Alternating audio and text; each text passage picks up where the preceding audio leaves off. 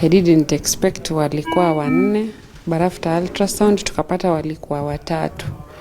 So imekuwa 3 until wakati tulifanya operation, nilifanyiwa CS. That is when they recognized niko na 1. I'd prepared for 3. Niko na twins wa kwanza na niko na quadruplets, wote wakiwa 6. Si Mungu ni mwema. We were bit tensed, and that is the time when we had just lost Raila. We were just mourning Raila, our hero. So I was like, Raila has come back with such a big swing. They came not 1, not 2, but 3. Raila, Amolo, and Odinga. And then there was this surprise baby, a baby girl, the tiniest.